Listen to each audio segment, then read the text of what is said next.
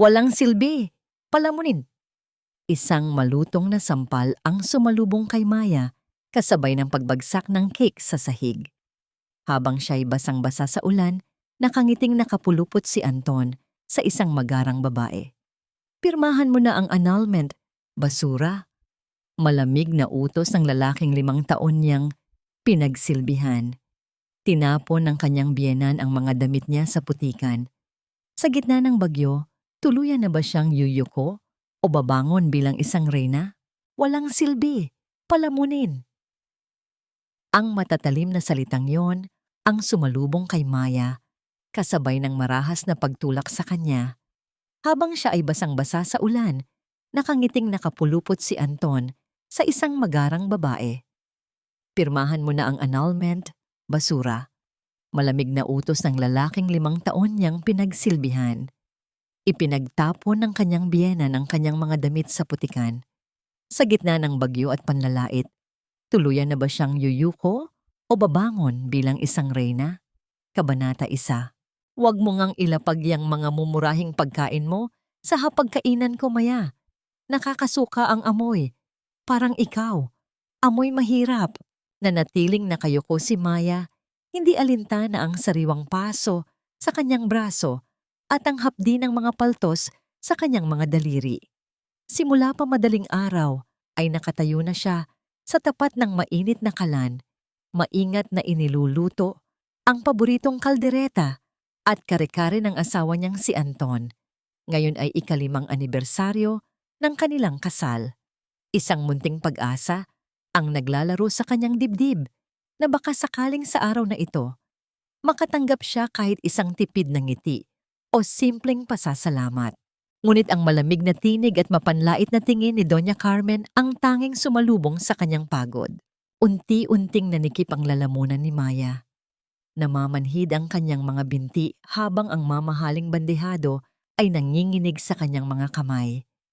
Pilit niyang nilunok ang pait, iniisip ang utang na loob niya sa yumaong Don Roberto. Ang kaisa-isang taong nagpakita sa kanya nang habag nang siya ay unang tumuntong sa mansyong ito. Para sa yumaong ama ni Anton, magtitiis siya. Ang mabigat na katahimikan ay nabasag ng bumukas ang malaking pinto ng mansyon. Iniluwan nito si Anton, ngunit hindi siya nag-iisa. Nakapulupot sa kanyang braso ang isang babaeng balot ng mamahaling alahas. Amoy ng matapang at dayuhang pabango na mabilis pumatay sa amoy ng nilutong pagkain ni Maya. Si Clarice. Bumagsak ang tingin ni Anton sa mesang puno ng pagkain at ang kanyang mga mata ay nanlisik sa pandidiri. Walang sabi-sabi, hinawi niya ang nakalatag na mantel. Bumagsak sa sahig ang mga porselanang pinggan, nagkadurog-durog, habang ang sarsang pinaghirapan ni Maya ng buong araw ay kumalat sa mamahaling alpombra. Napapikit si Maya. Ang bawat piraso ng basag na pinggan ay tila piraso ng kanyang nadurog na puso. Ilang beses ko bang sasabihin sa'yo na ayaw kong nakakakita ng pagkaing pang-squatter sa pamamahay ko? Malamig at walang pusong wika ni Anton. Hinigit niya papalapit si Clarice. At saka, huwag ka ngang humarang sa daan. Ipinakikilala ko sa inyo si Clarice, ang nag-iisang babaeng makakasagip sa kumpanya natin. She is the investor we have been waiting for. Tumawa ng mahinhin ngunit puno ng panguuyam si Clarice. Humakbang siya palapit kay Maya. Kunwari ay puno ng awa ang kanyang mga mata. Anton, don't be too harsh on her. Hi Maya, I am Clarice. I know about you. Anton told me everything. Baka naman pwede ka nang mag-step aside. You know you don't belong here, right? Para maging masaya na siya. Tila sinampal ng paulit-ulit si Maya. Ang lalaking pinagsilbihan niya, ang lalaking inibig niya ng buong pagpapakumbaba, ay ginagawa siyang basahan sa harap ng ibang babae. Tama si Clarice. Bulyaw ni Doña Carmen mula sa hagdanan, nagmamadaling bumaba upang salubungin ang itinuturing niyang bagong ginto ng pamilya. Tiningnan niya si Maya mula ulo hanggang paa. 5 taon kang palamunin dito, Maya. Ni isang anak, hindi mo siya mabigyan. Isa kang baog, malas at pabigat na walang silbi. Now, get out of my sight. Mula sa kanyang bulsa, hinugot ni Anton ang isang makapal na sobre at walang awang ibinato ito sa mukha ni Maya. Ang mga papel ay nagkalat sa sahig, kasama ng mga basag na pinggan. "Pirmahan mo na yung annulment papers natin," utos ni Anton, ni walang bakas ng panghihinayang sa kanyang tinig. "Wala ka ng silbi sa akin." Dahan-dahang napayuko si Maya. Nanginginig ang kanyang kanang kamay habang walang malay na hinahaplos ang sariling singsing sa kasal. Isang mumurahing bakal na kinakalawang na dahil sa araw-araw na paghuhugas niya ng pinggan at paglalaba. Sa kabilang banda, kumikinang ang napakalaking diamante sa daliri ni Clarice, nakasabit sa braso ng kanyang asawa. Ang matinding kaibahan ng dalawang singsing ay isang tahimik na patunay ng kanyang kawalang halaga sa pamilyang ito. Sa kalagitnaan ng pambabastos, naramdaman niya ang mahinang panginginig ng kanyang lumang telepono sa loob ng kanyang bulsa. Isang text message mula sa isang hindi kilalang numero ang lumitaw sa maliit na screen. "Panahon na ba, senyorita?" Ngunit bago pa man niya ito lubusang mabasa, isang malakas na paghila sa kanyang buhok ang nagpabalik sa kanya sa malupit na realidad. Bumaon ang mahahabang kuko ni Doña Carmen sa kanyang anit. Kaladkad siyang inilabas ng matanda patungo sa malaking pintuan. Wala siyang lakas upang lumaban. Ang kanyang kaluluwa ay manhid na sa sakit. Itinulak siya ni Doña Carmen palabas ng mansyon. Sumubsob si Maya sa malamig at maputik na semento ng kalsada. Eksaktong bumuhos ang malakas na ulan, hinuhugasan ang dugong umaagos mula sa gasgas sa kanyang tuhod. Mula sa nakabukas na pinto, nakita niya si Anton na nakatayo lamang.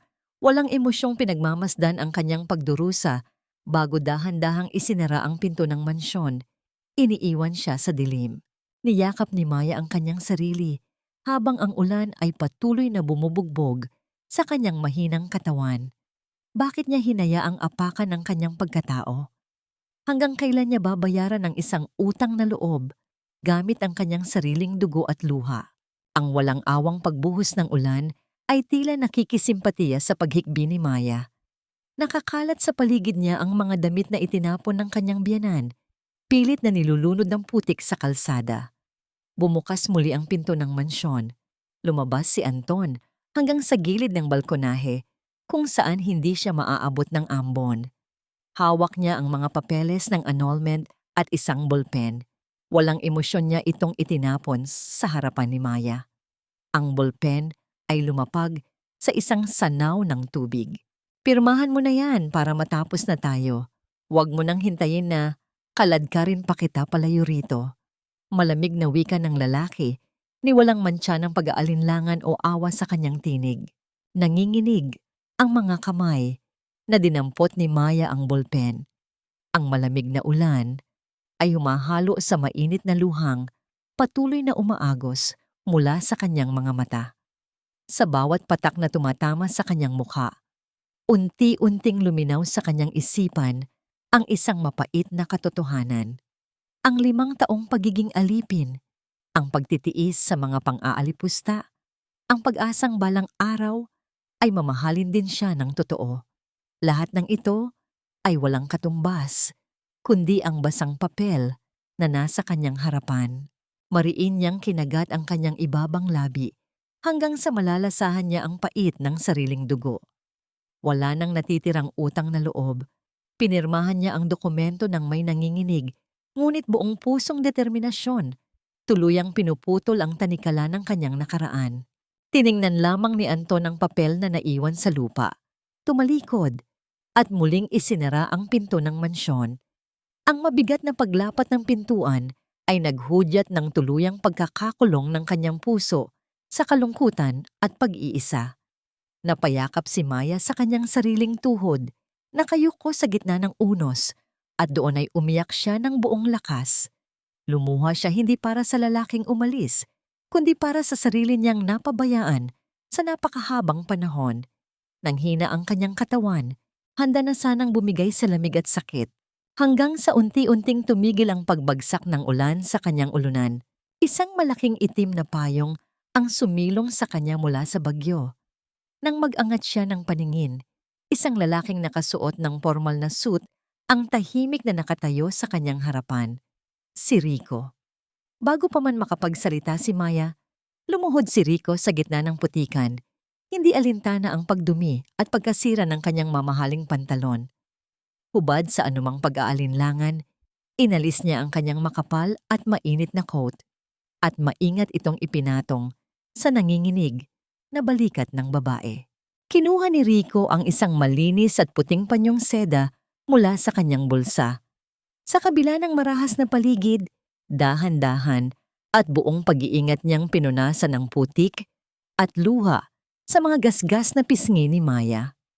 Ang kanyang mga mata ay nag-uumapaw sa matinding pag-aalala at pilit na itinatagong galit para sa mga taong nanakit sa babaeng nasa harapan niya. Tapos na ang pagdurusa mo, Senyorita Serena. Umalingaw-ngaw ang mainit at may awtoridad na tinig ni Rico sa gitna ng ulan. Uuwi na tayo. Ang pakiramdam ng ligtas at matibay na presensya ni Rico ay tila isang mainit na yakap sa kanyang kaluluwang naghihingalo. Lalo siyang napaiyak, ngunit sa pagkakataong ito, luha na ito ng paglaya. Hawak ang kamay ng lalaking laging nagbabantay sa kanya mula sa malayo. Unti-unti siyang tumayo. Iniiwan ang kanyang lumang sarili sa putikan. Mula sa hindi kalayuan, sa likod ng bahagyang nakabukas na kurtina ng kabilang bahay, isang pares ng mga mata ang tahimik na nanonood. Ang kapitbahay na laging nagpapakalat ng tsismis ay naiwang nakanganga habang pinagmamasdan ng isang hanay ng mga magagarang itim na sasakyan na dumating upang sunduin ang itinuturing nilang hampas lupang manugang ni Doña Carmen. Kinabukasan, ang maaliwalas na umaga ay hindi nagdala ng sikat ng araw sa pamilya de Vega. Sa loob ng isang pribadong opisina sa bangko, nakaupo si Anton taglay ang kanyang nakasanayang pagmamalaki, handang mag-withdraw ng malaking pondo para sa bagong proyekto na ipinangako ni Clarice. Ngunit ang nangiti sa kanyang mga labi ay mabilis na naglaho nang tahimik na iabot sa kanya ng tagapamahala ng bangko ang isang manipis na dokumento.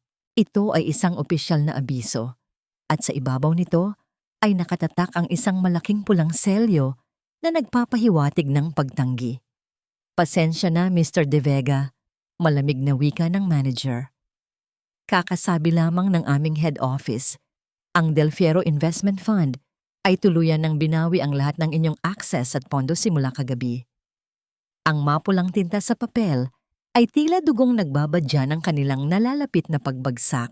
Ang malambot na sutlang kumot ay tila nagyayakap sa pagod na katawan ni Serena nang magmulat siya ng mga mata. Bumungad sa kanya ang mataas na kisame at ang marangyang chandelier ng kanyang lumang silid sa mansyon ng mga Del Fierro. Walang amoy ng mantika. Walang sigaw na naguutos, tahimik at payapa. Dahan-dahan siyang bumangon at naglakad patungo sa malaking salamin. Tinitigan niya ang sariling refleksyon. Kahit nababalot na siya ng pinong seda, ang kanyang mga mata ay nanatiling maamo at may bahid ng takot. Napadako ang kanyang paningin sa mga nakahilerang mamahaling damit sa loob ng nakabukas niyang kabinet. Naiangat niya ang kanyang nanginginig at magaspang na kamay upang haplusin ang isang bestidang gawa sa Paris, ngunit mabilis niya itong binawi. Ang nakasanayang pakiramdam ng pagiging isang hamak na alipin ay nakakapit pa rin sa kanyang sistema. Tila nagpapaalala na hindi siya karapat-dapat sa mga magagandang bagay. Isang marahang katok ang nagpabalik sa kanyang diwa. Pumasok si Rico, bitbit ang isang pilak na tray na may mainit na tsa. Ibinaba niya ito sa maliit na lamesa at tiningnan si Serena ng may buong paggalang. Naiayos na po ang lahat, senyorita. Ang Del Fierro Investment Fund ay formal nang nag-urong ng lahat ng suporta sa kumpanya ni Anton De Vega. Magsisimula na silang bumagsak ngayong araw. Mahinahong pag-uulat ni Rico na pabuntong hininga si Serena. Lumapit siya sa isang malaking dibuho ng kanyang yumaong ama na nakasabit sa dingding. Ginawa ko ang lahat para bayaran ang kabutihan ng yumaong Don Roberto, Rico. Nagtiis ako. Pero siguro nga, sapat na ang 5 taon ng pagiging busabos para makabayad ng utang na loob. Tapos na tayo sa kanila. Samantala, isang nakakabinging katahimikan ang bumalot sa hapagkainan ng pamilya De Vega. Mahigpit na nakahawak si Anton sa kanyang buhok habang nakatingin sa mga abiso mula sa bangko na nagkalat sa mesa. Ang mayamang anghel na namumuhunan na sumusuporta sa kanilang kumpanya sa loob ng 5 taon ay bigla na lamang naglaho na parang bula. Eksakto matapos nilang palayasin si Maya. Paano nangyari ito, Anton? Paano tayo tatalikuran ng pondo nang walang pasabi? Umiiyak na reklamo ni Doña Carmen habang pinapaypayan ang sarili. Baka naman may kinalaman dito ang malas na babaeng iyon. Simula nang pumasok si Maya sa buhay natin, puro kamalasan na lang ang nangyari. Hindi sumagot si Anton. Basa ng malamig na pawis ang kanyang noo. Ang kumpanya ay may mga patong-patong na utang na kailangang bayaran bago matapos ang linggo. At kung wala ang pondo, mapupunta sa wala ang lahat ng ipinagmamalaki nilang yaman. Mula sa sala ay naglakad papalapit si Clarice. Matamis ang kanyang kahanang ngiti habang dahan-dahang hinahagod ang likod ng naguguluhang si Anton. Babe, Tita Carmen, please calm down. Kaya nga ako nandito, di ba? I told you, I am an investor. May hawak akong isang exclusive offshore foreign exchange project. Doble o triple lang balik ng pera sa loob lang ng ilang araw. I can put your company's name in it, pero kailangan natin ng malaking capital para makasali. Tila nakakita ng liwanag sa gitna ng dilim si Doña Carmen. Agad niyang hinawakan ang mga kamay ni Clarice. Kahit anong halaga, Clarice, gagawin namin. Ikaw talaga ang suwerte ng pamilyang ito. Hindi tulad ng basurang pinalayas natin kagabi. Nagpaalam sandali si Clarice upang kumuha ng maiinom. Pagdating niya sa kusina kung saan walang makakarinig sa kanya, pasikreto niyang inilabas ang kanyang telepono at tumawag sa isang hindi kilalang numero. Dumapo ang isang makamandag na ngiti sa kanyang mga labi. Hello? Napakagat ko na sa pain ang mga tanga. Ihanda mo na ang mga pekeng kontrata.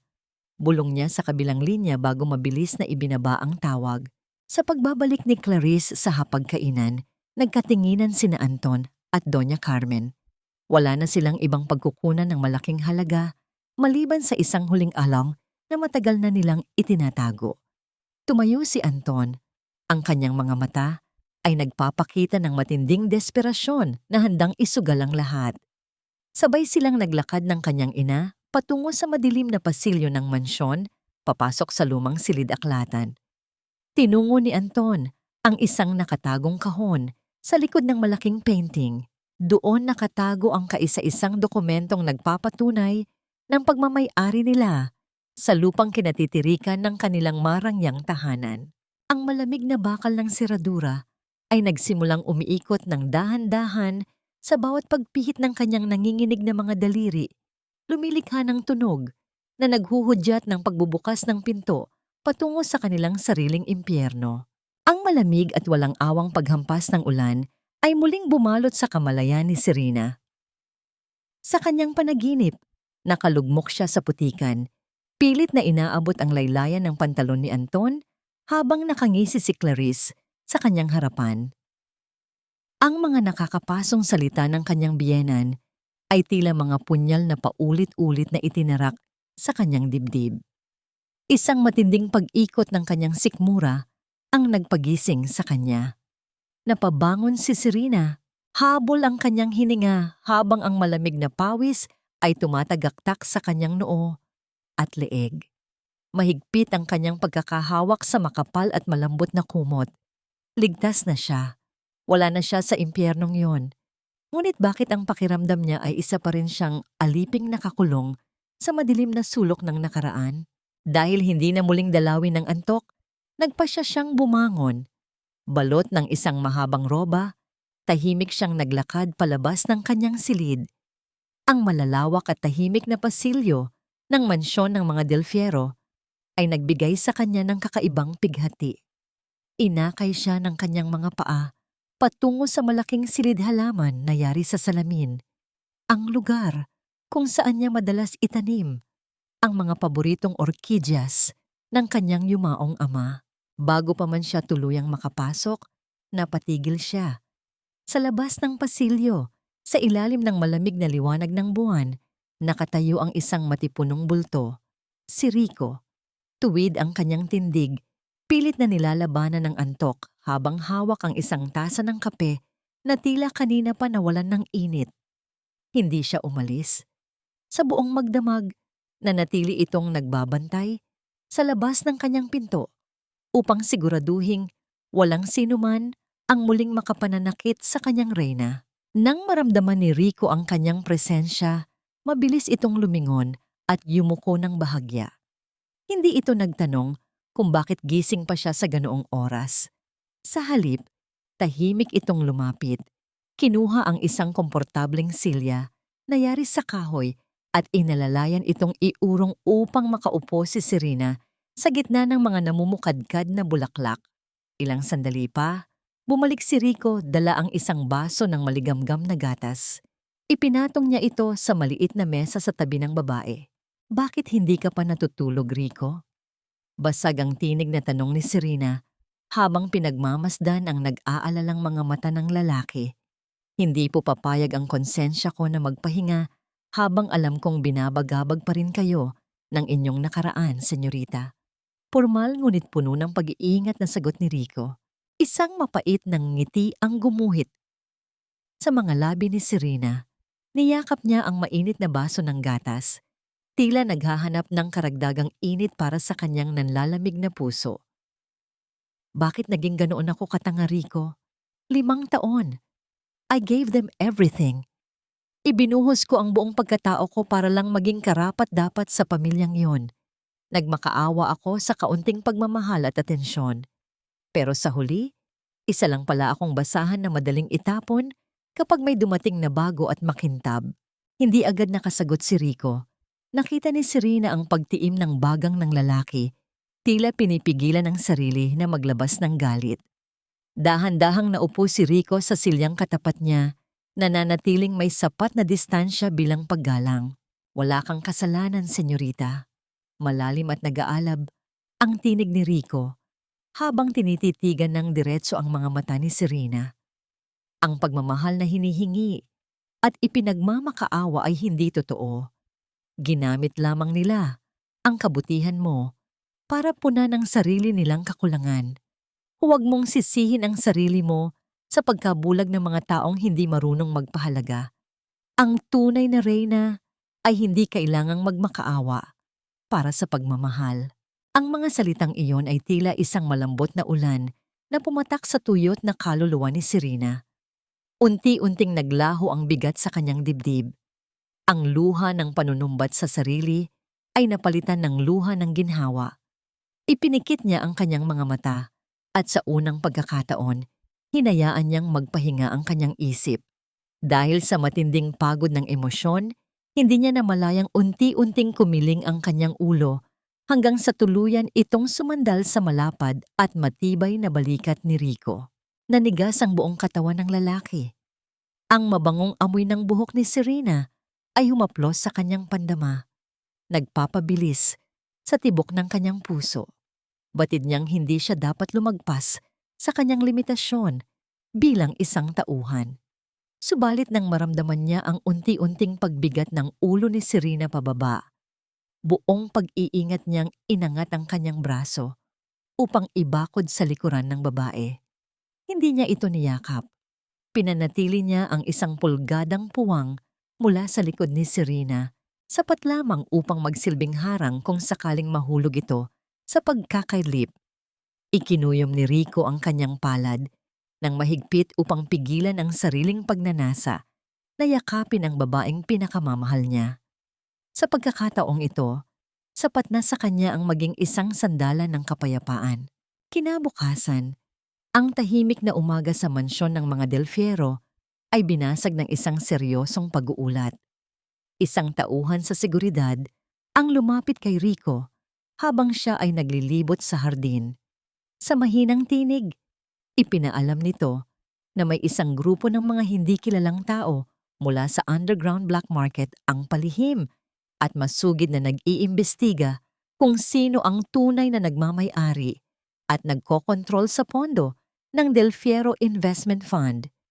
Tila may ibang puwersang nakakaamoy sa malaking pagbabagong nagaganap. Sa kabilang dako ng syudad, walang puwang ang kapayapaan sa pusong nilalamon ng kasakiman at ambisyon. Sa loob ng madilim at mainit na hapagkainan ng pamilya, De Vega, nakalatag ang mga papeles na naglalaman ng kasunduan para sa sanglang tira ng kanilang mansyon. Si Clarice ay nakatayo sa gilid, may matamis ng ngiti na nagkukubli ng matinding panlilinlang, habang ipinaliliwanag ang mga benepisyo ng di umano idayuhang pamumuhunan. Kinuha ni Anton ang bolpen. Nag-alinlangan siya ng bahagya, nakatitig sa papel na nagtataya ng huling yaman na ipinamana sa kanila ng kanyang ama. Ngunit bago pa man siya makapagpasya, pabalang na inagaw ni Doña Carmen ang bolpen mula sa kanyang kamay. Huwag kang duwag, Anton. Ito na ang pagkakataon nating makaahon at maging mas mayaman pa sa mga dati nating kaibigan. Mataray na wika ng matanda. Ganap na nabubulagan ng pangakong kayamanan na inilatag ni Clarice. Walang anumang pagdadalawang isip, idiniin ni Doña Carmen ang dulo ng bolpen sa papel. Ang mabilis at maliksing pagguhit ng tinta ay nag-iwan ng isang malaking lagda sa ibaba ng pahina. Ang bawat kumpas ng bolpen ni Doña Carmen ay puno ng pagmamalaki at kayabangan. Hindi niya alam na ang pirma niyang iyon ang siyang formal na magtatapos sa kanilang maliligayang araw at magbubukas ng pinto sa kanilang tuluyang pagkasira. Isang tagay para sa ating bagong simula. Ang tinig ni Doña Carmen ay umalingaw-ngaw sa buong mansyon, puno ng kagalakan at labis na pagmamalaki. Sa gitna ng hapagkainan, isang makapal na tsekeng naglalaman ng halagang nakuha mula sa pagsangla ng kanilang tahanan ang nakapatong, tila isang gintong tiket patungo sa kanilang pinapangarap na yaman. Kinuha ito ni Clarice ng may dahan-dahan at mapanuring mga daliri bago ito maingat na itinago sa loob ng kanyang mamahaling bag. Isang matamis at mapanlinlang na ngiti ang namutawi sa kanyang mga labi habang nakatingin sa mag-inang tila mga batang sabik sa candy. Upang lalong makuha ang tiwala ng mga De Vega, nagmungkahi si Clarice na magdaos ng isang marangyang salo-o-salo. Inimbita ang lahat ng mga kapitbahay at mga kakilalang mahilig mag-abang ng bawat kilos ng pamilya. Ang mansyong dati ay tahimik dahil sa pag-alis ni Maya ay muling nabalot ng ingay, tawanan, at ang nakakahilong amoy ng mga alak at mamahaling pabango. Ang mga dating kasama sa chismis ni Doña Carmen ay nagdaratingan, suot ang kanilang pinakamagarang mga hiyas. Nagkumpulan sila sa isang sulok, karga ang bawat tasa ng tsaa at mga kwentong puno ng panlalait. Buti na lang at nawala na ang malas na si Maya rito, Carmen. Wika ng isang kapitbahay habang humihigop ng tsaa. Tingnan mo naman ang ipinalit ni Anton, isang tunay na donya. Hindi tulad noong dati na amoy kusina at walang kaalam-alam sa mundo. Humahalakhak si Doña Carmen, ang kanyang dibdib ay busog na busog sa mga papuring natatanggap. Totoo iyan. Ngayon ko lang naramdaman na ang pamilya De Vega ay nasa tamang antas na. Sa tulong ni Clarice, malapit na nating mabili ang buong syudad na ito. Samantala, sa isang tahimik at malamig na opisina, sa tuktok ng gusali ng mga Del Fiero, nakaupo si Serena habang binabasa ang isang ulat mula sa kanyang mga pribadong investigador. Inilapag ni Rico ang isang tasa ng tsaa sa kanyang mesa. Ang kanyang mga mata ay nananatiling nakatuon sa bawat reaksyon ng kanyang reyna. Nakuha na ni Clarice ang buong halaga, senyorita. Mahinahong wika ni Rico. Naisangla na nila ang lahat ng ari-arian ng pamilya De Vega. Sa puntong ito, wala na silang anumang panghahawakan kundi ang mga pekeng pangako ng babaeng yon. Hindi nagpakita ng anumang gulat si Serena. Inayos niya ang kanyang salamin at muling tumingin sa mga litrato ng salo-salong nagaganap sa dating tahanan niya.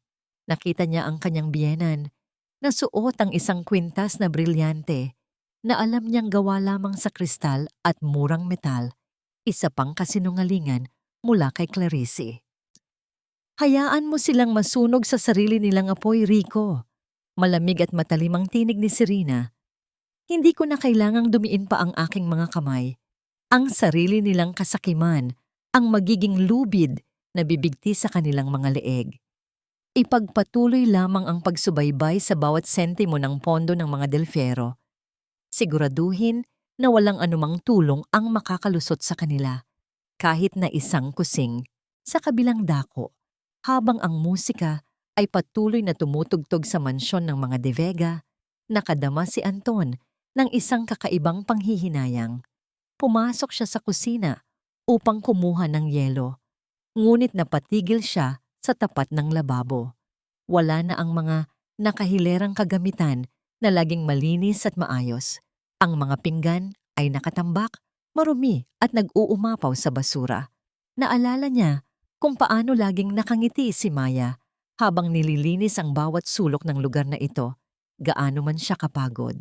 Dala ng isang biglaang udyok, hinugot ni Anton ang kanyang telepono at sinubukang tawagan ang lumang numero ni Maya. Nais niyang marinig ang boses nito. Nais niyang ipagyabang ang kanyang bagong kayamanan upang lalong saktan ang damdamin ng babaeng iniwan niya. Ngunit tanging ang malamig at mekanikal na tinig ng isang operator ang sumalubong sa kanya, nagsasabing ang numerong kanyang tinatawagan ay wala na sa serbisyo. Isang matinding inis ang naramdaman ni Anton. Ibinato niya ang kanyang telepono sa mesa, dahilan upang tumunog ang isang baso ng kristal na bahagyang nagkaroon ng lamat. Lumipas ang ilang oras at ang gabi ay malalim na. Ang mga bisita ay unti-unti nang nagpapaalam.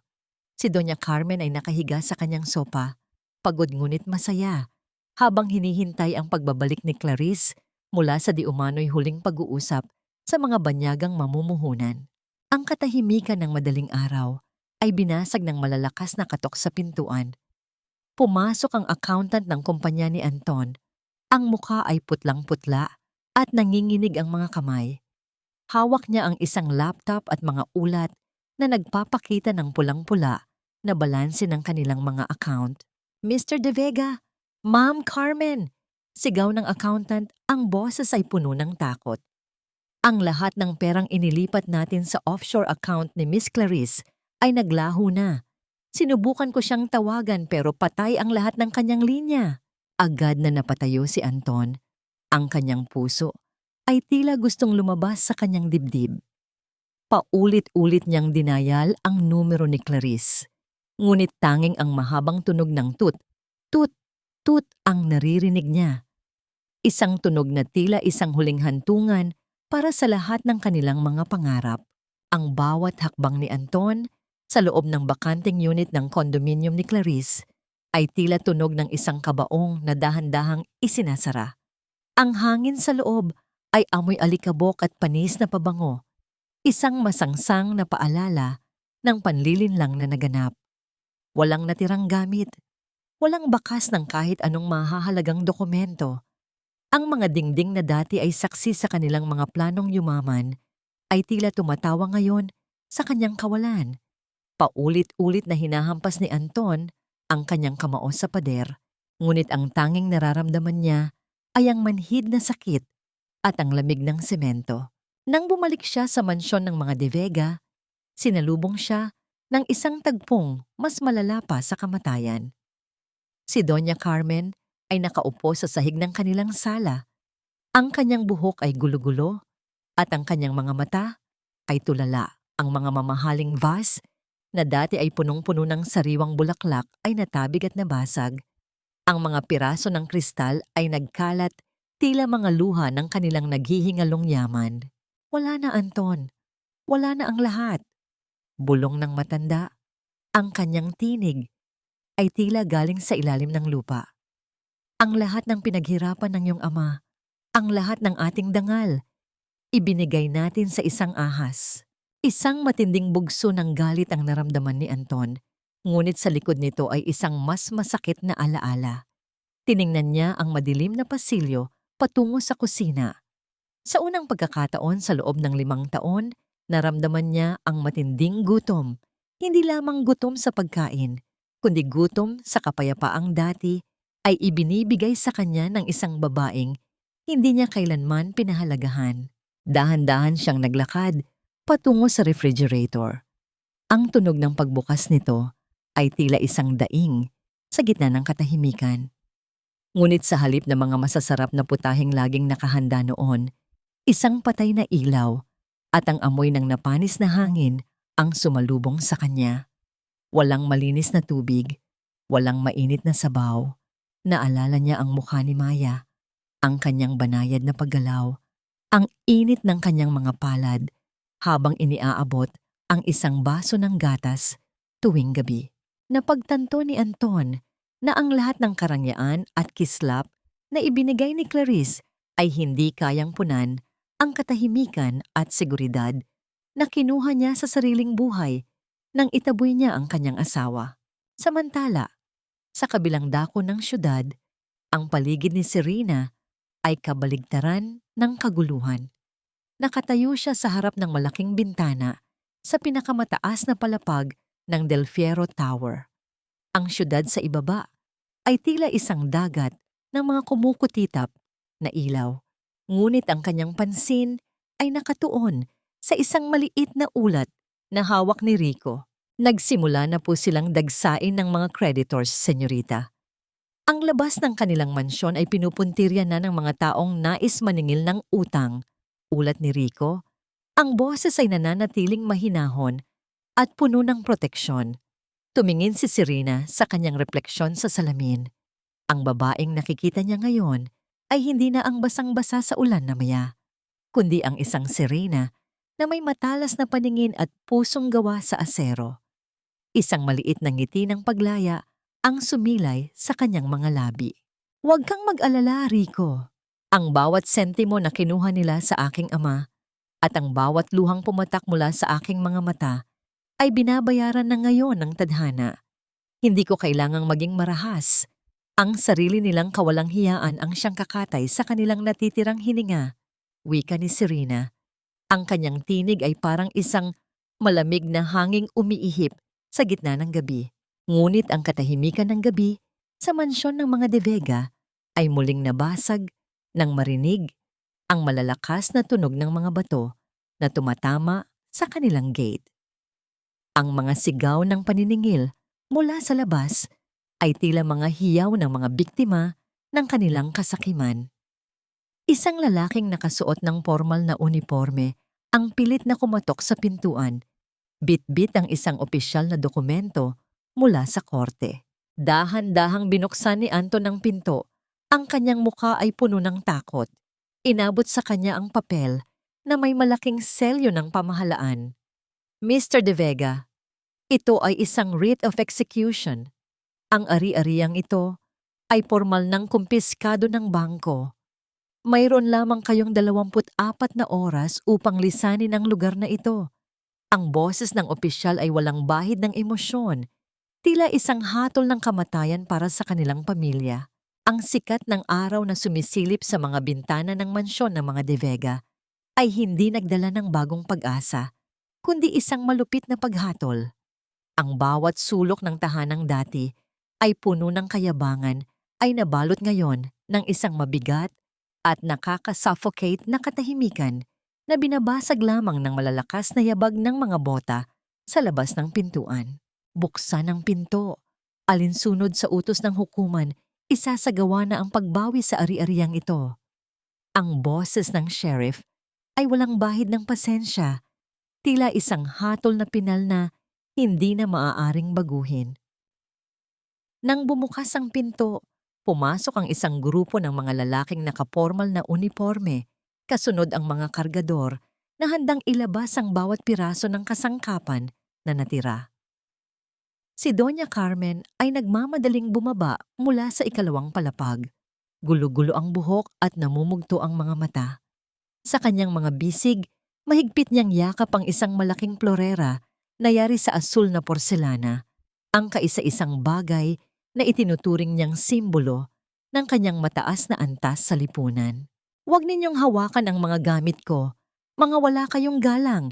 Hindi ninyo ba kilala kung sino ang kinakausap ninyo? Sigaw ng matanda. Ang kanyang tinig ay nanginginig sa pagitan ng galit at desperasyon. Subalit walang nakinig sa kanya.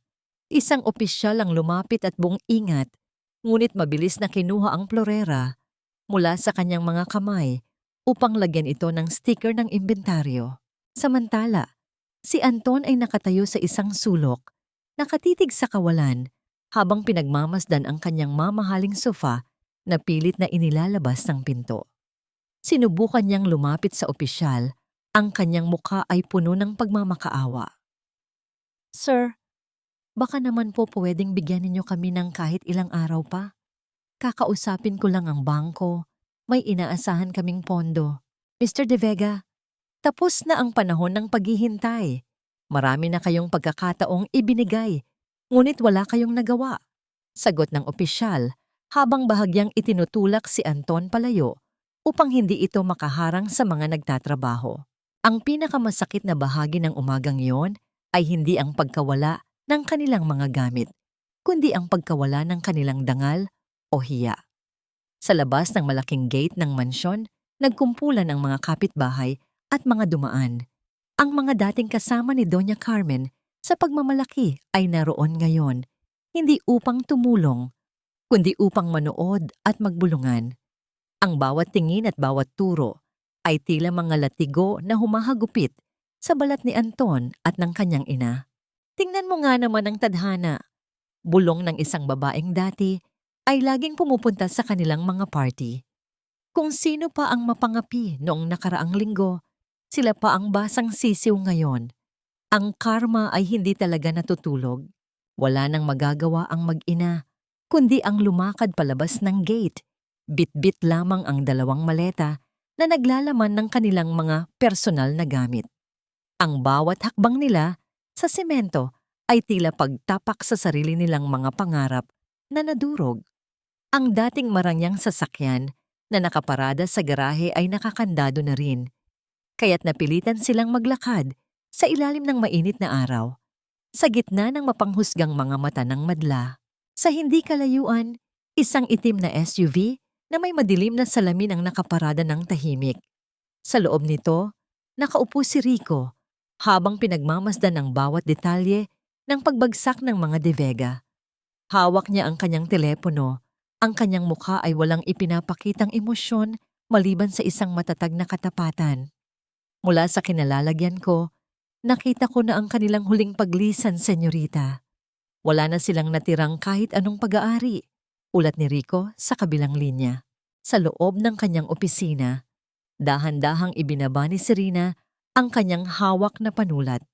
Isang malalim na hininga ang pinakawalan niya, tila nagtatapon ng huling bakas ng puot na nananatili sa kanyang dibdib. Salamat, Rico. Maari ka nang bumalik.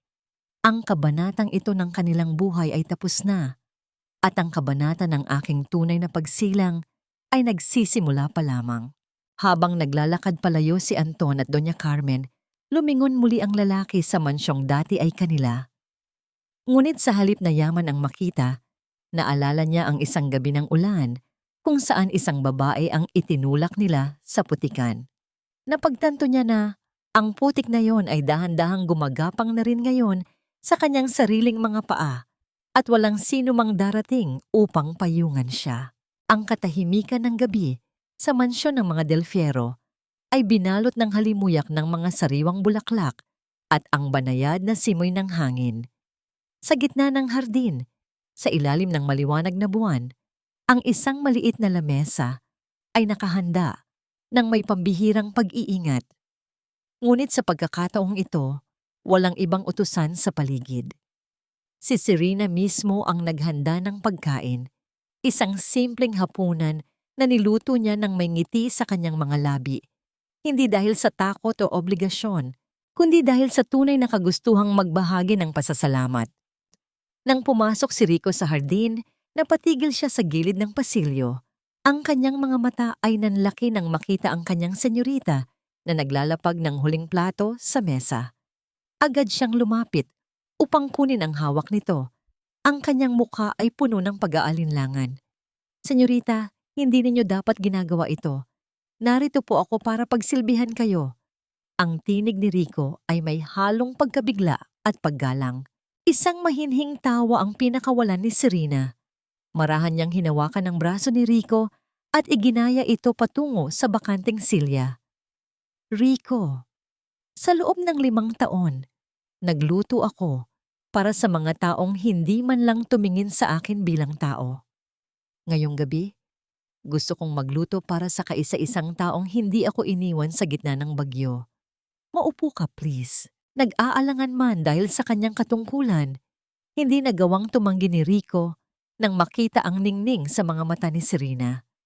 Habang kumakain, ang pag-uusap nila ay hindi tungkol sa negosyo o sa pagbagsak ng mga De Vega.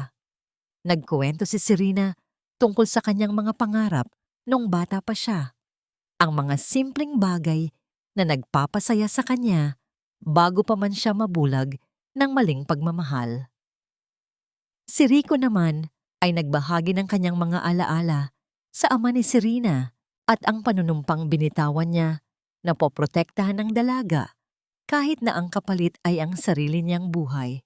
Matapos ang hapunan, isang malambot at madamdaming musika ang umalingaw-ngaw mula sa mga speaker na nakatago sa paligid ng hardin. Tumayo si Rico at Rito ay nagpakita ng isang pambihirang katapangan. Dahan-dahan niyang iniabot ang kanyang palad kay Serena. Ang kanyang mga mata ay nagtatanong ng walang anumang salita. Tinanggap ni Serena ang kanyang kamay. Sa ilalim ng pilak na liwanag ng buwan, nagsimula silang sumayaw ng dahan-dahan. Ang bawat hakbang ay tila isang paggaling mula sa mga sugat ng nakaraan. Ipinatong ni Serena ang kanyang ulo sa balikat ni Rico. Nilalanghap ang amoy ng kakahuyan at katapatan na nagmumula sa lalaki. Naramdaman niya ang marahang paghigpit ng hawak ni Rico sa kanyang bewangi. Isang yakap na nagpaparamdam sa kanya na siya ay pinahahalagahan at ligtas. Sa gitna ng sayaw, bahagyang huminto si Rico. Inangat niya ang kanyang kamay at marahang hinaplos ang mga daliri ni Serena. Ang mga palad na dati ay puno ng mga paso at kalyo dahil sa walang tigil na pagtatrabaho sa bahay ng mga De Vega ay dahan-dahan niyang inilapit sa kanyang mga labi. Ipinikit ni Rico ang kanyang mga mata habang iginagawad ang isang munting halik sa likod ng palad ng babae. Ang mga kamay na ito ay hindi na muling mapapagod sa paglilingkod sa mga taong walang puso. Bulong ni Rico. Ang kanyang tinig ay puno ng emosyon. Mula ngayon, ang tanging tungkulin ng mga kamay na ito ay ang hawakan ang aking kamay habang sabay nating hinaharap ang bukas. Isang patak ng luha ng kaligayahan ang gumulong sa pisngi ni Serena. Hindi na niya naramdaman ang lamig ng nakaraan dahil ang init ng presensya ni Rico ay sapat na upang tunawin ang lahat ng yelo sa kanyang puso. Kinabukasan, habang ang kapayapaan ay nananatili sa mansyon ng mga Del Ferro, isang balita ang dumating na tila huling piraso ng isang puzzle. Pumasok si Rico sa opisina ni Serena. Dala ang isang dyaryo at ang kanyang tablet. Ang kanyang mukha ay nagpapakita ng isang matatag na katuparan. Senyorita, may ulat na mula sa kapulisan. Ang sindikatong kinabibilangan ni Clarice ay formal nang nabuwag sa isang operasyon kaninang madaling araw. Nadakip si Clarice habang sinusubukang tumakas patungo sa ibang bansa. Ulat ni Rico. Ipinakita ni Rico ang larawan sa screen. Ang mukha ni Clarice, na dati ay puno ng kapalaluan, ay nabalutan na ngayon ng takot at luha habang nakaposas ang kanyang mga kamay. Walang naramdamang awa si Serena, kundi isang malalim na pagtanggap na ang bawat masamang gawa ay may kaakibat na paniningil. Ang katarungan ay dumarating sa iba't ibang paraan, Rico. Wika ni Serena habang nakatingin sa malayo. Ngunit ang tunay na hustisya ay ang katotohanang malaya na ako at wala na silang anumang kapangyarihan, nasaktan pa ako. Ang masangsang na amoy ng estero at ang alikabok mula sa tinitirhang barong-barong ay tila naggagaling sa bawat sulok ng silid, sumasakal sa natitirang dignidad ni Doña Carmen. Nakahiga ang matanda sa isang manipis at butas-butas na banig. Ang kanyang bawat paghinga ay may kasamang malalim na pag-ubo na tila naggagaling sa ilalim ng kanyang tuyot na lalamunan. Ang dating donya na hindi makatulog nang wala ang mamahaling aircon ay balot na ngayon ng malagkit na pawis at ang pangangati mula sa mga surot na naninirahan sa kanyang higaan. Anton, hindi ko na kaya rito. Hikbi ni Doña Carmen, ang kanyang boses ay nanghihina. Ang tubig ay may kakaibang amoy at ang bawat kagat ng lamok ay tila isang sumpa. Kailangan nating makaalis dito. Pumasok si Anton sa maliit na pintong yari sa tagpi-tagping yero. Ang kanyang mga balikat ay nakalaylay. Ang kanyang mga kamay, na dati ay malalambot, dahil sa pagiging boss sa opisina, ay puno na ngayon ng mga paltos at sugat. Katatapos lang niya ng isang shift bilang kargador sa palengke, kung saan ang bawat sako ng bigas na kanyang pinapasan ay tila nagpapaalala sa kanya ng bigat ng kanyang sariling mga maling desisyon. Ang bawat mura ng kanyang kapatas ay tila isang sampal na gumigising sa kanya sa katotohanang siya ay wala na sa pedestal. Naupo si Anton sa sahig at inilapag ang ilang barya. Ang kakarampot niyang kinita sa buong araw na pagtatrabaho. Napansin niya ang isang lukot-lukot na dyaryo na ginamit na pambalot ng tinapay na kanyang binili. Sa gitna ng dumi ng pahina, ang kanyang mga mata ay nanlaki nang makita ang pamilyar na mukha. Si Clarice, nakaposas at nakayuko, ang balitang nagsasabing ang lahat ng pera ng mga biktima nito ay tuluyan ng nailipat sa iba't ibang banyagang account na hindi na mababawi. Naramdaman ni Anton ang paghinto ng tibok ng kanyang puso. Ang huling hibla ng pag-asa na baka mahanap pa nila si Clarice at mabawi ang kanilang yaman ay naputol na ng tuluyan. Isang matinding pait ang lumitaw sa kanyang sikmura. Ang gutom ay nagsimulang humapdi, kaya't kinuha niya ang isang piraso ng tinapay na nahulog sa maruming sahig. Pinunasan niya lamang ang alikabok dito gamit ang kanyang maruming sando bago ito isinubo at kinain ng buong ganid. Ang bawat nguya niya ay may kasamang pighati na patunayan niyang ang gutom ay mas malakas kaysa sa anumang natitirang yabag ng kanyang pride. Wala na ma, wala na si Clarice, wala na ang pera natin, bulong ni Anton habang nakatitig sa kawalan. Napahagulhol si Doña Carmen, ngunit ang kanyang pag-iyak ay nabalam ng mahagip ng kanyang paningin ang kabilang pahina ng dyaryo. Isang anunsyo para sa isang marangyang Royal Charity Gala ang nakalimbag doon. Ang mga pangalan ng mga pinaka-impluwensyadong tao sa bansa ay nakalista bilang mga panauhin. Isang mapanganib at desperadong kislap ang lumitaw sa mga mata ng matanda. Anton, makinig ka. Ang gala na ito. Narito ang lahat ng mga dati nating kaibigan. Kung makakapasok tayo, kung makakahingi tayo ng tulong sa kanila, o kung makakahanap ka ng bagong kliyente o kahit sino na maaaring maawa sa atin, baka ito na ang huli nating pagkakataon. Pero ma, paano tayo makakapasok? Tingnan mo ang itsura natin. Anggil ni Anton. Magagawa natin ang paraan. May mga murang paupahan ng mga lumang gown at tuxedo sa kabilang kanto. Gagamitin natin ang huling barya mo. Giit ni Doña Carmen habang pilit na bumabangon. Kailangan nating bumalik sa mundo kung saan tayo nararapat. Samantala, sa tahimik na tanggapan ni Serena, iniaabot ni Rico ang isang imbitasyon para sa naturang gala. Isang matalas na ngiti ang namutawi sa mga labi ng dalaga. Alam niyang ang balita tungkol sa event na ito ay sadyang ipinaamoy sa publiko upang makaabot sa pandinig ng mga desperado. Siguraduhin na ang lahat ng pintuan ay bukas para sa mga nais magtangkang pumasok, Rico. Wika ni Serena habang pinaglalaruan ang kanyang panulat. Gusto kong makita nila nang malapitan ng liwanag na hindi na nila kailanman maaabot. Kinagabihan, sa ilalim ng madilim na kalsada, ang mag-inang De Vega ay naglalakad patungo sa isang maliit na shop na nagpapaupa ng mga lumang damit. Ang bawat tunog ng kanilang mga hakbang sa basang semento ay tila isang babala ng paparating na unos. Sa kanilang mga kamay ay hawak nila ang huling sentimong magtatakda ng kanilang susunod na hakbang, ang pagpasok sa isang paraisong magsisilbi ring kanilang sariling bitayan. Ang bawat sulok ng Grand Ballroom ng Manila Royal Hotel ay balot ng ginto at kumukutitap ng mga kristal na tila mga bituing bumaba sa lupa. Ang amoy ng mga mamahaling rosas at ang halimuyak ng mga imported na pabango ay humahalo sa banayad na tunog ng mga biolin na tumutugtog ng isang klasikong kanta. Dito, sa ilalim ng dambuhalang mga chandelier, ang bawat hininga ay amoy yaman at kapangyarihan.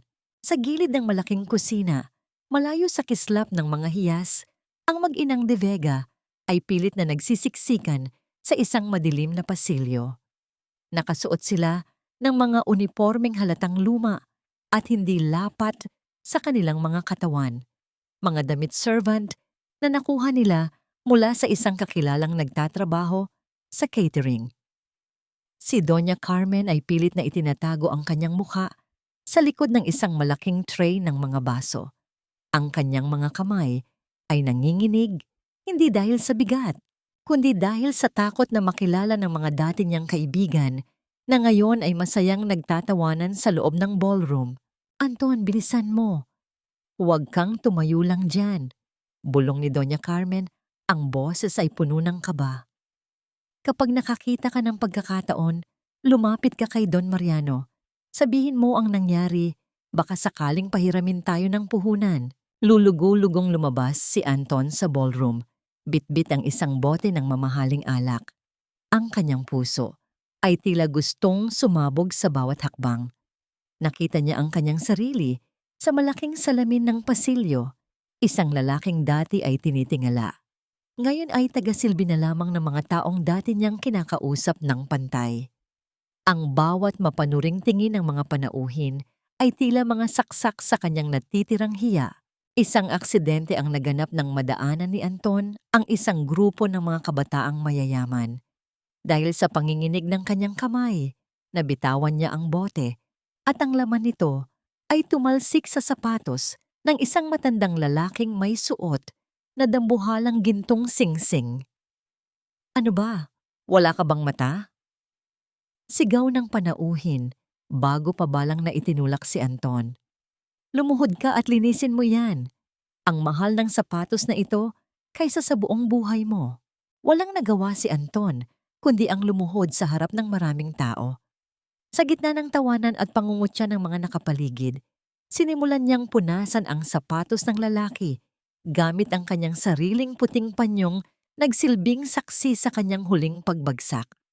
Ang bawat kumpas ng kanyang kamay sa semento ay tila pag-amin na ang kanyang mundo ay tuluyan ng gumuho. Sa gitna ng kaguluhang ito, biglang tumigil ang musika. Isang matinding katahimikan ang bumalot sa buong ballroom. Ang host ay tumayo sa gitna ng entablado. Ang tinig ay puno ng galang at pananabik. "Mga ginoo at ginang, isang karangalan na ipakilala ang ating pinakaimportanteng panauhin ngayong gabi. Ang babaeng nagmamay-ari ng pinakamalaking kumpanya sa bansa, ang tagapagmana ng Del Fierro Empire, Señorita Serena Santos Del Fierro." Ang malaking pinto sa dulo ng ballroom ay dahan-dahang bumukas. Isang matinding liwanag ang tila nagmula sa likuran ng dalawang figura na pumasok. Si Serena ay lalong naging maningning sa kanyang suot na midnight blue na gown na napapalamutian ng mga tunay na diamante. Ang bawat hakbang niya ay puno ng awtoridad at gilas, habang sa tabi niya ay si Rico na nakasuot ng isang formal at eleganteng tuxedo. Ang kanyang mga mata ay nananatiling nakatuon sa seguridad at kapakanan ng kanyang reyna. Napatigil ang lahat. Ang bawat panauhin ay yumukod bilang paggalang. Si Serena ay dahan-dahang naglakad sa gitna ng ballroom. Ang kanyang presensya ay tila isang bagyong tahimik, ngunit mapangwasak. Sa sahig, malapit sa paanan ng mga panauhin, si Anton ay abala pa rin sa pagpupunas ng natapon na alak. Naramdaman niya ang paghinto ng isang pares ng sapatos na yari sa kristal sa kanyang harapan. Isang kakaiba at napakapamilyar na bango ng bulaklak ng magnolia ang humaplos sa kanyang pandama. Isang amoy na dati ay bumabalot sa kanyang tahanan gabi-gabi. Dahan-dahang nag-angat ng tingin si Anton. Mula sa dulo ng mamahaling bestida hanggang sa makinang na mukha ng babaeng nasa kanyang harapan. Ang kanyang hininga ay tila napatid. Ang kanyang mga mata ay nanlaki sa matinding sindak at hindi makapaniwalang katotohanan. Maya? Ang tanging salitang lumabas sa kanyang nanginginig na mga labi sa gitna ng bilyon-bilyong halaga ng karangyaan. Tumingin si Serena ng diretso sa mga mata ni Anton. Ang kanyang paningin ay malamig, walang bakas ng pagmamahal, at puno ng isang kapangyarihang tila nagbubura sa bawat alaala ng kanilang nakaraan.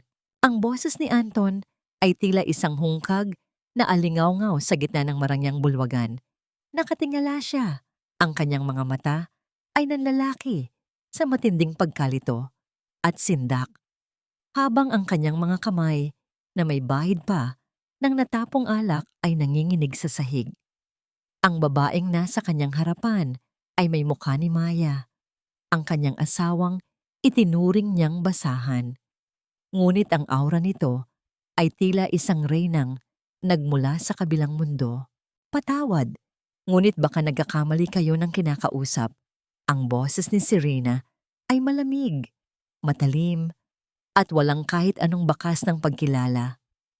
Ang pangalan ko ay Serena Santos del Fierro, at sa pagkakaalam ko, ang mga kawani sa catering ay bawal makipag-usap ng direkta sa mga panauhin.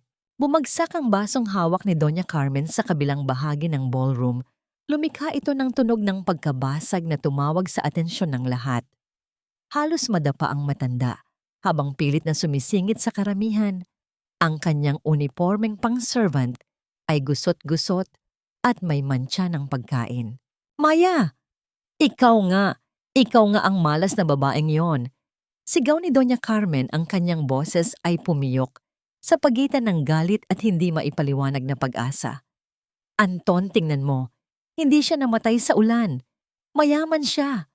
Utang na loob, Maya. Tulungan mo kami. Niloko kami ni Clarice. Kinuha niya ang lahat sa amin. Isang bulong-bulungan ang mabilis na kumalat sa buong silid. Ang mga elitistang panauhin ay nagsimulang mag-usap. Ang kanilang mga tingin ay puno ng pandidiri sa mag-inang De Vega. Sa gitna ng kaguluhan, humakbang si Rico patungo sa harapan ni Serena. Ang kanyang matikas na pangangatawan ay nagsilbing isang pader na bakal sa pagitan ng kanyang reyna at ng mga taong nais lumapit dito. Ang kanyang paningin ay nakatitig kay Anton, puno ng banta at babalang huwag nang magtangkang gumawa ng kahit anong hakbang. Senyorita, nais niyo po bang ipatanggal ang mga taong ito? Mahinahong tanong ni Rico, ngunit ang bawat salita niya ay may bigat ng isang hatol. Huminga ng malalim si Serena. Tumingin siya sa paligid, sa mga taong dati ay tinitingala ng pamilya De Vega. Pagkatapos ay muli niyang ibinaling ang kanyang paningin sa kanyang asawa na nasa paanan pa rin niya. Alam niyo, ang pamilya ay hindi nananakit. Panimula ni Serena, sapat na malakas ang kanyang tinig upang marinig ng lahat. Ang pamilya ay hindi nambubugbog ng damdamin. At higit sa lahat, ang pamilya ay hindi nagtatapon ng isang tao sa gitna ng bagyo dahil lamang sa pera. Ang pamilyang De Vega ay matagal nang namatay sa puso ko noong gabing ihulog niyo ako sa putikan. Maya, nagkamali ako. Patawarin mo ako. Mahal kita. Sigaw ni Anton. Pilit na inaabot ang laylayan ng damit ni Serena. Gawin mo akong kahit ano, kahit driver mo, kahit katulong mo. Huwag mo lang kaming hayaang mamatay sa gutom. Isang mapait na tawa ang kumawala sa mga labi ni Serena. Inilabas niya ang isang maliit na kahon na yari sa itim na pelus mula sa kanyang bag. Dahan-dahan niya itong binuksan at itinapon ang nilalaman nito sa paanan ni Anton. Kumalat sa sahig ang isang lumang papel na basang-basa na noon at ngayon ay tuyo na ngunit lukot-lukot pa rin ang dokumento ng annulment. Kasama nito ay ang mumurahing singsing na bakal na kinakalawang na. Iyan ang halaga ko sa inyo noon, di ba? Wika ni Serena habang nakatingin sa mga gamit na simbolo ng kanyang paghihirap. Iyan ang huling alaala na ititira ko sa inyo. Mula sa gabing ito, ang pamilya de Vega ay formal nang nakalista sa blacklist ng lahat ng kumpanya sa ilalim ng Del Fierro Empire. Wala kayong makukuhang trabaho, wala kayong makukuhang tulong, at wala kayong makukuhang awa mula sa akin. Wala kang utang na loob. Kami ang nagpakain sa iyo ng 5 taon. Huling hirit ni Doña Carmen, ang kanyang mukha ay nangingitim sa galit habang sinusubukan siyang hawakan ng mga security guard. Kabaligtaran, ma'am, sagot ni Serena nang may malamig na ngiti. Ako ang nagpakain sa inyo. Ang bawat sentimong ginastos ninyo sa loob ng 5 taon ay galing sa aking pondo. At ngayong gabi, ang pondong iyon ay tuluyan ng tuyo para sa inyo. Sumunod ang malalakas na yabag ng mga security guard habang pilit na kinakaladkad palabas ang nagwawalang si Doña Carmen at ang umiiyak na si Anton. Ang kanilang mga pagsusumamo ay unti-unting humina hanggang sa muling sumara ang malaking pinto ng ballroom. Nanatiling nakatayo si Serena, tuwid ang likod at mataas ang noo. Naramdaman niya ang isang mainit na haplos sa kanyang siko. Si Rico iyon, ang kanyang mga mata ay nagsasabing tapos na ang laban at malaya na siya. Ang katahimikan sa ballroom ay nabasag ng isang masigabong palakpakan mula sa mga panauhin. Ngunit para kay Serena, ang tanging tunog na mahalaga ay ang payapang tibok ng kanyang sariling puso.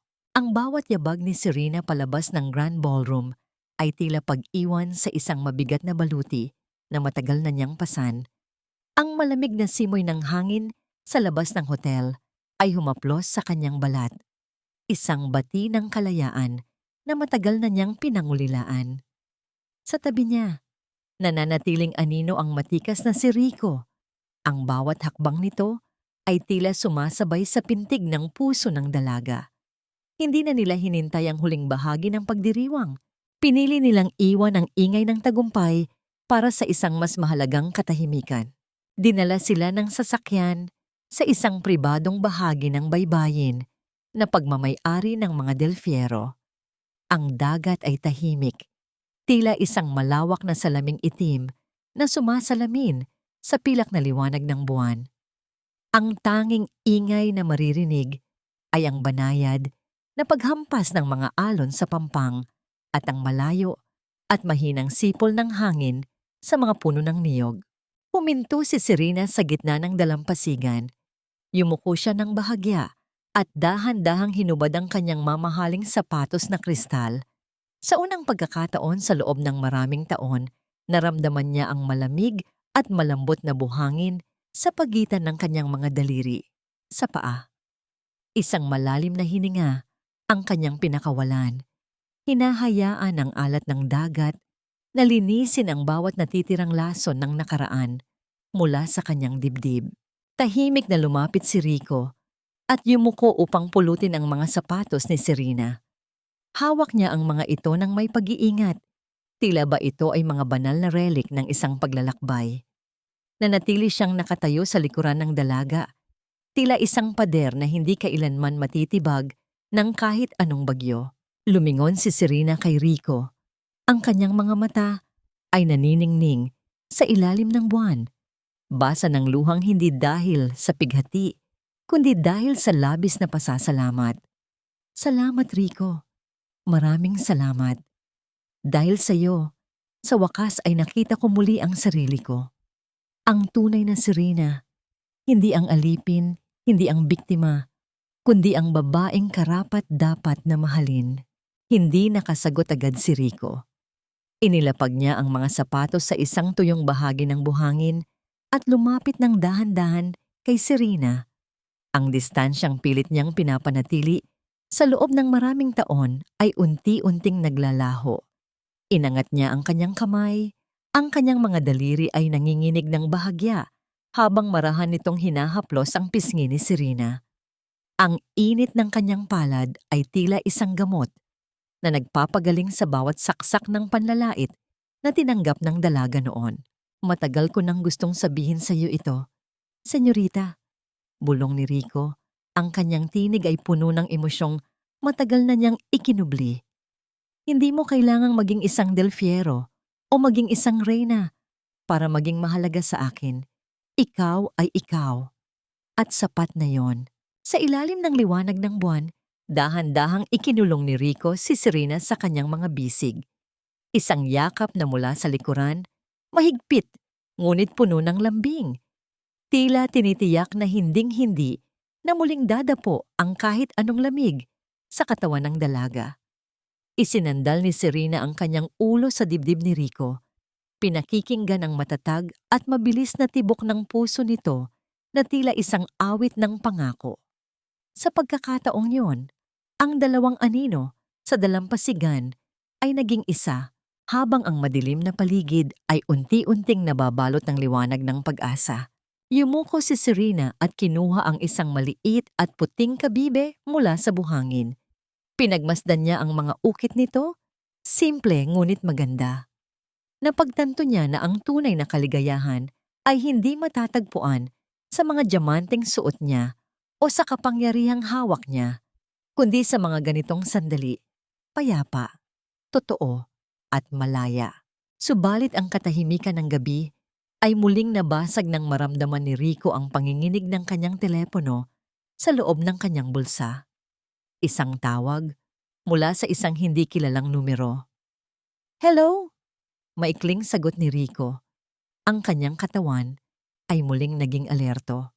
Ang boses sa kabilang linya ay mabilis at puno ng kaba. Isa itong nurse mula sa isang pampublikong ospital sa dulo ng syudad. Hello? Ito po ba ang contact person na nakalista sa mga lumang records ni Mr. Anton de Vega? Mayroon po kaming pasyente rito, isang Doña Carmen de Vega. Isinugod po siya rito matapos mahimatay sa kalsada. Kritikal po ang kanyang kondisyon at kailangan ng agarang desisyon. Narinig ni Serena ang bawat salita mula sa telepono dahil sa katahimikan ng paligid. Ang kanyang mukha ay nawala ng kulay.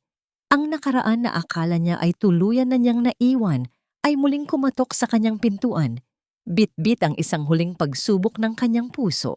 Ang amoy ng gamot at ang masangsang na singaw ng disinfektante sa loob ng pampublikong ospital ay tila sumasakal sa bawat hininga ni Serena. Malayo ito sa kislap ng ballroom o sa sariwang hangin ng dagat. Dito, ang mga dingding ay kupas na ang kulay at ang mga pasilyo ay punong-puno ng mga taong naghihintay, nagdurusa, at umaasa sa gitna ng kawalang katiyakan. Ang bawat ingay ng gulong ng mga stretcher at ang mahihinang ungol ng mga may sakit ay tila isang malungkot na simponya ng katotohanan. Naglalakad si Serena sa madilim na pasilyo patungo sa dulo ng intensive care unit. Nakasuot siya ng simpleng itim na damit, ngunit ang kanyang tindig ay nananatiling matatag sa gitna ng kaguluhan. Sa tabi niya, si Rico ay hindi naglalatag ng anumang salita, ngunit ang kanyang kamay ay nakahanda sa likuran ni Serena. Tila tinitiyak na hindi ito matutumba sa bigat ng emosyong kinakaharap. Napatigil si Serena sa tapat ng isang malaking salamin. Sa kabilang panig, sa ilalim ng malamig at kumukurap na liwanag ng fluorescent lamp, nakahiga si Doña Carmen. Ang dating matapang at mapagmataas na babae ay tila naging isang tuyong dahon, payat, putlang-putla, at nababalot ng iba't ibang tubo na tila huling tanikala ng kanyang hininga. Wala na ang kanyang mga alahas, wala na ang kanyang mamahaling bestida, tanging ang puting kumot na may mantsa ng lumang gamot ang nakatakip sa kanya. Isang nurse ang lumapit kay Serena nang mapansin ang kanyang presensya. Kayo po ba ang kamag-anak? Pasensya na po. Pero kanina pa po namin tinatawagan ng anak niyang si Mr. Anton. Noong una ay sumagot siya, pero nang malaman niyang kritikal ang kondisyon ng kanyang ina at malaki ang gagastusin sa operasyon dahil posibleng maparalisa ang matanda, bigla na lang siyang nawala. Ayon sa gwardiya, kinuha niya ang huling laman ng pitaka ng matanda bago siya tumakas. Naramdaman ni Serena ang isang matinding pait sa kanyang lalamunan. Hindi siya makapaniwala na ang lalaking pinaglingkuran niya, ang lalaking pinakamamahal ni Carmen, ay nagawa itong iwan sa gitna ng bingit ng kamatayan para lamang sa kaunting barya. Ang bawat sakripisyo ni Carmen para sa kanyang anak ay nauwi sa isang malupit at madilim na pagtataksil. Dahan-dahang lumapit si Serena sa counter ng billing. Kinuha niya ang kanyang black card at iniabot ito sa kahera nang walang anumang pag-aalinlangan. Bayad na ang lahat ng gastusin para sa pasyenteng si Carmen de Vega. Ilipat ninyo siya sa pinakamahusay na pribadong kwarto at ibigay ninyo ang lahat ng kailangang gamot. Pero huwag ninyong babanggitin ang pangalan ko. Sabihin ninyo, galing ito sa isang naitabing pondo ng kanyang yumaong asawa. Bakit, senyorita? Mahinahong tanong ni Rico nang makalayo na sila. Pagkatapos ng lahat ng ginawa niya sa inyo, bakit kailangan niyo pa siyang tulungan? Tumingin si Serena sa malayo.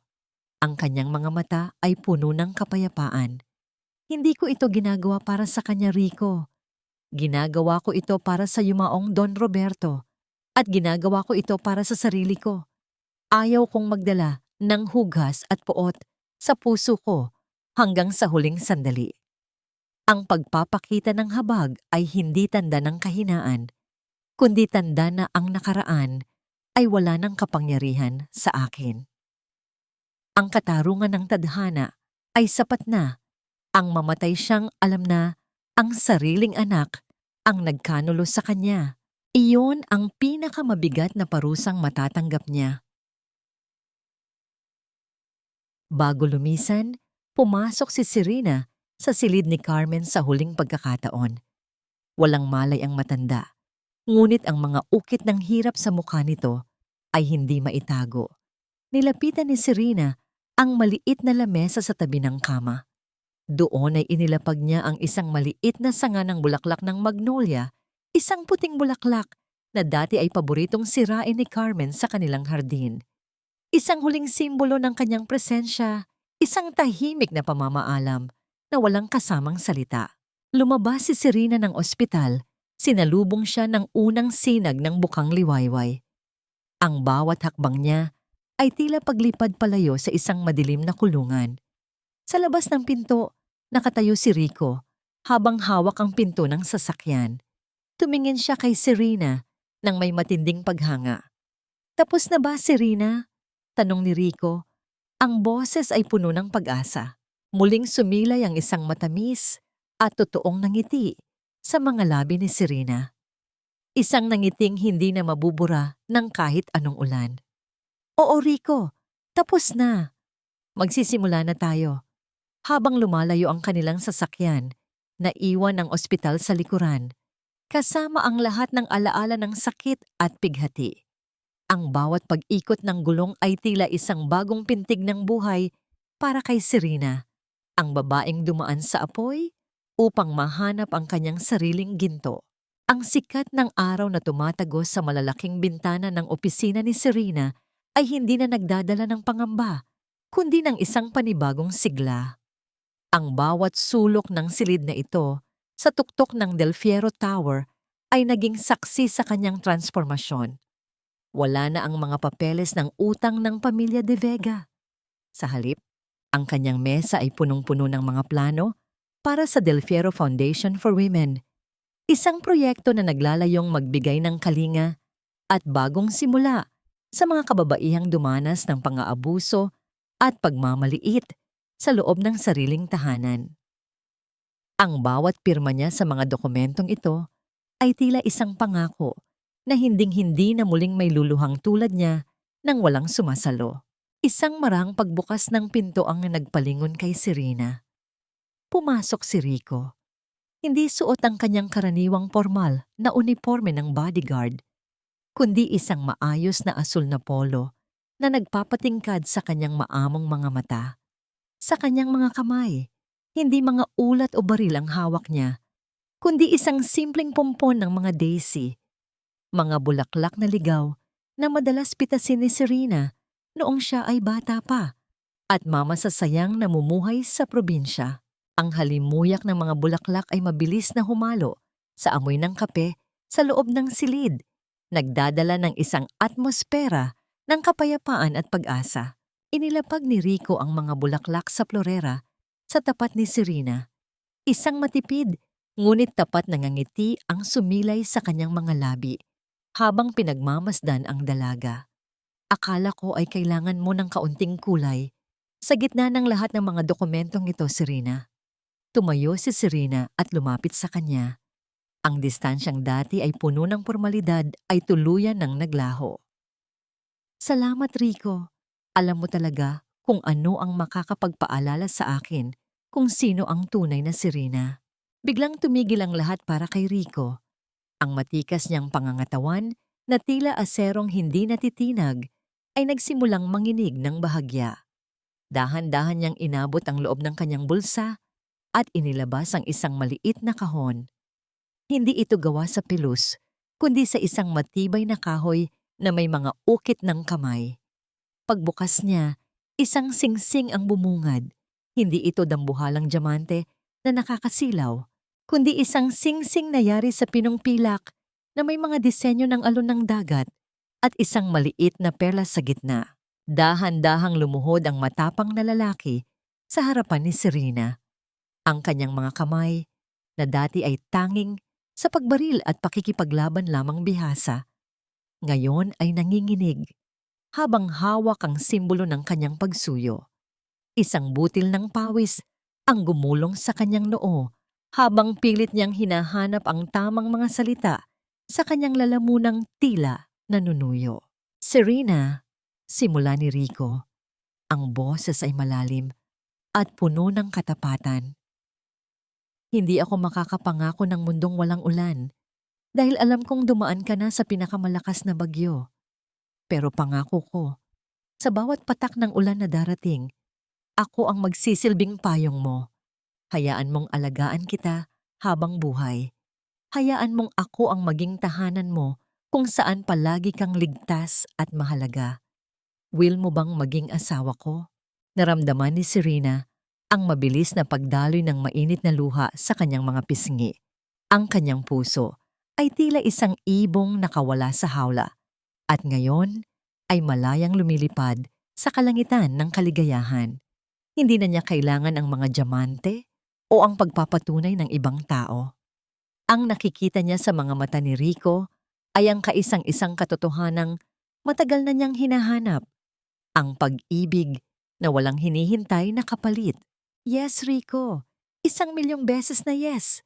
Bulong ni Serena habang iniaabot ang kanyang nanginginig na kamay. Maingat na isinuot ni Rico ang singsing sa kanyang daliri.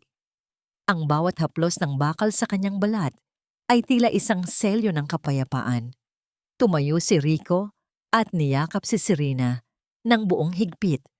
Ang kanyang mukha ay ibinaon sa leeg ng dalaga habang nilalanghap ang amoy ng kaganapan. Ang katahimikan ng opisina ay nabalot ng isang damdaming hindi kayang ipaliwanag ng anumang salita. Sa labas, ang tunog ng mga kampana mula sa malapit na katedral ay nagsimulang umalingaw-ngaw. Ang bawat tunog ay tila isang hudyat ng pagdiriwang para sa isang bagong simula. Ang mga kampanang yon ay nagbabadya ng isang pangakong hinding-hindi din na muling mababasag. Ang buong hardin ng Mansyong Del Fierro ay tila naging isang piraso ng paraiso sa lupa. Ang mga sariwang bulaklak ng jasmine at magnolia ay nakakapit sa bawat sulok ng mga arkong yari sa puting bakal. Nagkakalat ng isang halimuyak na tila nagpapakalma sa bawat kaluluwang naroon. Walang maingay na musika, tanging ang matatamis na himig ng mga harpa at biolin ang maririnig, na sumasabay sa banayad na pag-ihip ng hangin sa mga dahon. Ang bawat panauhin ay nakasuot ng malalambot na kulay ng pastel. Ang kanilang mga mukha ay punong-puno ng tunay na kagalakan para sa babaeng dumaan sa matinding unos bago narating ang pampang ng kaligayahan. Sa dulo ng mahabang pasilyo na natatabunan ng mga talulot ng rosas, nakatayo si Rico. Ang kanyang tindig ay matikas at puno ng dangal sa loob ng kanyang puting barong na may mga bordang yari sa seda. Ang kanyang mga mata ay hindi maalis sa malaking pinto ng hardin. Ang kanyang puso ay tumutibok nang may bilis na tila isang tambol na naghahanda para sa isang mahalagang martsa. Sa bawat segundo ng paghihintay, naalala niya ang bawat gabing binantayan niya si Serena mula sa dilim. At ngayon, sa wakas, siya na ang magsisilbing liwanag nito sa harap ng dambana. Dahan-dahang bumukas ang pinto. Isang matinding katahimikan ang bumalot sa paligid nang lumitaw si Serena. Siya ay lalong naging maningning sa kanyang suot na wedding gown. Nagawa sa pinong lace, ang bawat tahi ay tila isang kwento ng kanyang pagbangon. Wala na ang lungkot sa kanyang mga mata. Sa halip, ang mga ito ay nag-uumapaw sa liwanag at katiwasayan. Ang bawat hakbang niya patungo kay Rico ay tila pag-iwan sa huling bakas ng kanyang sugatang nakaraan. Sa bawat pagtapak niya sa alpombra, nararamdaman niya ang matibay na pundasyon ng kanyang bagong buhay. Nang magtagpo ang kanilang mga kamay sa harap ng dambana, naramdaman ni Serena ang init at katatagan ng palad ni Rico. Ang mga salitang binitawan nila bilang panunumpa ay hindi lamang mga pangako sa papel, kundi mga pangakong nagmula sa kaibuturan ng kanilang mga karanasan. Sa harap ng lahat, ipinapangako ko na hindi kita bubuuin dahil alam kong buo ka na sa sarili mo. Wika ni Rico, ang boses ay nanginginig sa matinding emosyon. Narito ako para saksihan ang iyong ningning, para alagaan ang iyong kapayapaan, at para maging kaisa-isang lalaki na hinding-hindi ka tatalikuran sa gitna ng kahit anong bagyo. Ikaw ang aking reyna at ako ang iyong tahanan. Ngumiti si Serena. Ang mga luha ng kaligayahan ay malayang gumugulong sa kanyang mga pisngi. Salamat sa pagpapakita sa akin na ang tunay na pag-ibig ay hindi pagsasakripisyo ng sariling dangal. Ipinapangako kong mahalin ka ng may kalayaan, ng may respeto, at ng may buong katapatan habang buhay. Matapos ang pagpapalitan ng mga singsing, dahan-dahang itinaas ni Rico ang manipis na belo ni Serena. Isang saglit ng matinding koneksyon ang namayani sa pagitan nila bago marahang naglapat ang kanilang mga labi. Isang halik na puno ng pangako, paggalang at pag-asa. Ang paligid ay nabalot ng banayad na tunog ng mga palakpak, tila isang mainit na yakap mula sa lahat ng nagmamahal sa kanila. Sa kabilang bahagi ng syudad, malayo sa karangyaan at kagalakan, ang realidad ay may ibang mukha.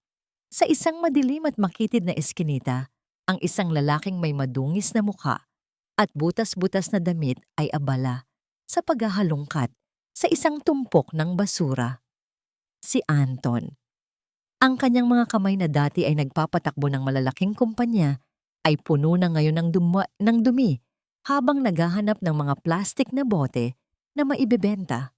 Napatigil si Anton nang mahagip ng kanyang paningin ang isang malaking LED screen sa tapat ng kalsada na nagpapakita ng mga balita tungkol sa wedding of the year ng mga Del Fierro.